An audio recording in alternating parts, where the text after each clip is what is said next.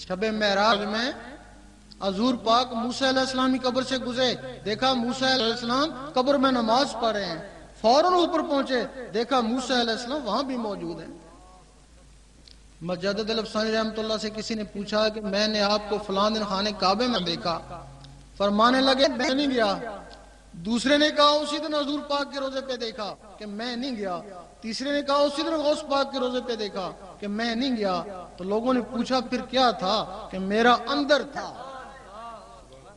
جتنے بھی یہاں موجود ہیں وہ اندر، سب کے اندر موجود ہے۔ اگر تم ان میں سے ایک چیز کو بھی جگا لو، ایک مخلوق کو بھی جگا لو، تو تم مر کے بھی زندہ ہو۔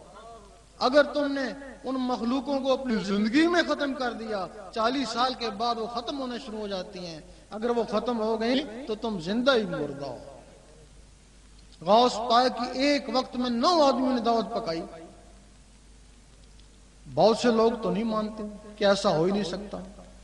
جو ان کے عقیدت محبت والے لوگ ہیں وہ کہتے ہیں ایسا ضرور ہوا ہے، 9 جگہ گئے، لیکن پتہ ان کو بھی نہیں کہ کیسے گئے۔ غوث پاک کا جسم مبارک مسجد میں مؤذن کے پاس تھا، اور وہ جسم کے اندر کی چیزیں ادھر جا کے کھانا کھا رہی تھی۔ اگر انہوں نے کھانا کھایا ہوگا، باتیں بھی کری ہوں گی، اٹھی بھی ہوں گی، بیٹھے بھی ہوں گی، اور جس میں اٹھنے بیٹھنے اور باتوں کی طاقت ہے، نماز میں یہی کچھ ہے۔ ہو سکتا ہے ان کی نماز خانہ کعبہ میں ہوتی ہو، اور وہ جو کہتے ہیں کہ درویش کی نماز عرش مولا میں ہوتی ہے، کہتے ہیں، صحیح کہتے ہیں، یہ جسم عرش مولا میں نہیں جاتا، وہ جسم کے اندر کی چیزیں عرش مولا میں جاتی ہیں۔ سبحان اللہ، سبحان اللہ۔ اور اب غوث پاک کا جسم خواہ مسجد میں تھا، سو رہے تھے تو وہ چیزیں آزاد تھی نا۔ اب خواہ مسجد قبر میں چلا گیا تب بھی وہ چیزیں آزاد ہی ہیں نا۔ اور آج تک وہ لوگوں کو فیض پہنچا رہی ہیں اور قیامت تک پہنچاتی رہیں گی۔ دل بر رہبر روحانی غوث اعظم جیلانی، دل بر رہبر روحانی غوث اعظم جیلانی۔ اللہ تعالیٰ کے 99 نام ہیں، ہر آدمی کو پتا ہے۔ 98 صفاتی ہیں، ایک ذاتی ہے۔ 98 صفاتی کے فیض کا مجموعہ اس میں ذات کو نہیں پہنچ سکتا، اس میں ذات پھر بھی ان پہ بھاری ہے۔ اور یہ اس میں ذات کسی نبی کو نہیں ملا۔ موسیٰ علیہ السلام یا رحمانوں کا ذکر کرتے ہیں، ان کی قوم بھی۔ عیسیٰ علیہ السلام یا قدوسوں کا، سلیمان علیہ السلام یا وہابوں کا، داؤد علیہ السلام یا ودودوں کا۔ باقی نبی اپنے اولو العزم مرسل کا کلمہ پڑھتے ہیں۔ ایک دن موسیٰ علیہ السلام نے کہا اے اللہ دیدار دے، جواب آیا تاب نہیں ہے۔ سوچنے لگے کسی میں تاب ہوگی، جواب آیا ایک میرا حبیب اور اس کی امت۔ تو موسیٰ علیہ السلام کو جلال آ گیا کہ میں ایک نبی ہو کے ایک امتی کے برابر بھی نہیں، جلوہ دے دیکھی جائے گی۔ جلوہ پڑا، موسیٰ علیہ السلام بے ہوش ہو گئے۔ اب کیا وجہ ہے کہ موسیٰ علیہ السلام اس دنیا میں کوتور میں بے ہوش ہوئے، حضور پاک سامنے جا کے مسکرا رہے ہیں؟ کچھ تو وجہ ہوگی۔ موسیٰ علیہ السلام کے جسم میں یا رحمانوں کا صفاتی نور تھا، وہ ذات کی تاب نہ لا سکا۔ حضور پاک کے جسم میں اس میں ذات کا ذاتی نور تھا، ذات ذات کے سامنے مسکرایا۔ اور حضور پاک کے طفیل یہ اسم اس امت کو ملا، تب اس کو فضیلت ہوئی۔ اور امت اس سے ڈرتی ہے یا محروم ہے۔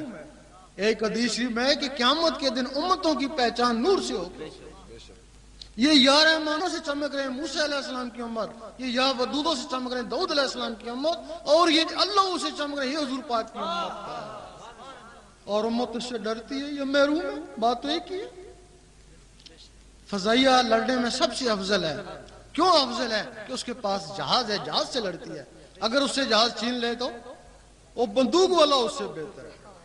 اگر تم سے اس میں ذات چلا گیا تو وہ یا رحمانوں والے تم سے بہتر ہے۔ اور تم یقین جانو کہ اس اسم زید یا اس قلب کے بغیر نماز بھی کو نہیں ہوتی۔ ایک حدیث ہے کہ لا صلاۃ الا بحضور قلب، دل کی حاضری کے بغیر نماز نہیں ہوتی۔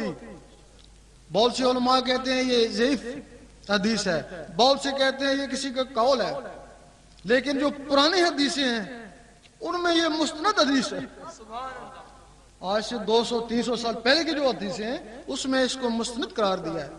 صحیح سلطان بہو نے 40 حدیثوں کو مستند قرار دیا، اس میں اس کو بھی مستند قرار دیا. اب آپ نے دیکھا ہوگا کہ آپ کا کوئی دوست یا ہمسایہ 20-25 سال آپ کے ساتھ نمازیں پڑھتا رہا، لیکن وہ قلب کی حاضری کے بغیر ہی پڑھتا رہا. ایک دن پتہ چلا کہ وہ غیر مقلد ہو گیا. بھئی اگر اس کی ایک نماز بھی قبول ہوتی تو وہ غیر مقلد کیوں ہوتا؟ اس کا مطلب ہے کہ اس کی ایک نماز بھی قبول نہیں ہوئی. جس طرح تم ہو اس طرح وہ تھا. اگر وہ 20-25 سال کے بعد غیر مقلد ہو گیا تو ہو سکتا ہے تم 30-40 سال کے بعد ہو جاؤ. کیا ثبوت ہے؟ کیونکہ وہ بھی دل کی حاضری کے بغیر ہی پڑھتا تھا، تم بھی دل کی حاضری کے بغیر پڑھتے ہو. بہت سے لوگوں کو اس کا پتہ نہیں ہے کہ دل کا حاضر کیسے ہوتا ہے. وہ کہتے ہیں ہم دل سے تو پڑھتے ہیں، سردی گرمی میں مسجد میں جاتے ہیں، دل سے نہیں پڑھتے. وہ کیا کرتے ہیں؟ وہ یہی سمجھتے ہیں، لیکن نہیں. نماز کی 3 قسمیں ہیں. ایک نماز صورت ہے، اس کو صرف زبان والے پڑھتے ہیں، دل والوں سے کوئی واسطہ نہیں ہے. ایک نماز حقیقت ہے جس کو دل والے پڑھتے ہیں. ایک نماز عشق ہے جس کو صرف ولی پڑھتے ہیں. نماز صورت 72-73 فرقے والے نماز صورت ہی پڑھتے ہیں، اس کا کوئی اعتبار نہیں. نماز صورت کیا ہے؟ اللہ تعالیٰ نے حضور پاک کو فرمایا قل هو اللہ احد، کہہ دیجئے اللہ ایک ہے. آپ نے آمین کہا. حضور پاک نے لوگوں کہا کہہ دو اللہ ایک ہے. جنہوں نے آمین کہا وہ مسلمان ہوئے، جنہوں نے نہیں مانا وہ کافر ہوئے، جنہوں نے ہیل و حجت کری وہ منافق ہوئے.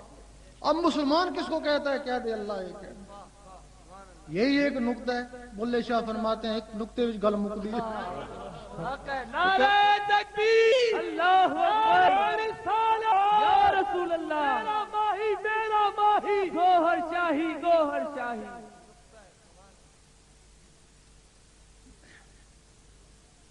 تم اپنے دل کو کہتے ہو کہہ دے اللہ ایک ہے، وہ جواب دیتا ہے گھر میں آٹے نہیں ہے. ہیلوجت کرتا ہے نا. پھر کہتے ہیں اللہ سمید، اللہ بے نیاز ہے. دل جواب دیتا ہے بیوی بیمار ہے. ہیلوجت کرا نا اس نے، مانا نہیں. لامیاں لد و لامی الحد، دل نے کہا ڈیوٹی سے لیٹ ہو گئے چل. کافروں کی زبان اقرار نہیں کرتی، منافقوں کے دل تصدیق نہیں کرتے، اور فاسقوں کے جسم عمل نہیں کرتے. بتاؤ تمہارا دل تو منافق تھا، اب منافق دل کی نماز کیسے ہوگی؟ ساری عمر پڑھتا رہے، منافق کی نماز کیسے ہو سکتی ہے؟ اس کا دل ہی منافق تھا. یہ نماز قرآن مجید فرماتا ہے کہ ان نمازیوں کے لیے تباہی ہے جو نماز حقیقت سے بے خبر ہے. یہ نماز تباہی بن جاتی ہے اور دکھاوا بھی ہے. دکھاوا کیسے ہے؟ مسجد میں کھڑا ہے، بڑے خشوع خضوع سے نماز پڑھا ہے، لوگ کہہ رہے ہیں بہت بڑا نمازی ہے، بڑی دیر سے خشوع خضوع سے نماز پڑھے. لیکن اللہ تعالیٰ فرماتا ہے نہ عملوں کو دیکھتا ہوں، نہ شکلوں کو، نہ تیری داڑھی کو دیکھتا ہوں، نہ تیرے سجدے کو، میں تیرے قلب اور نیت کو دیکھتا ہوں. جس کو دنیا دیکھتی ہے اس میں اٹینشن کھڑا ہے، اور جس کو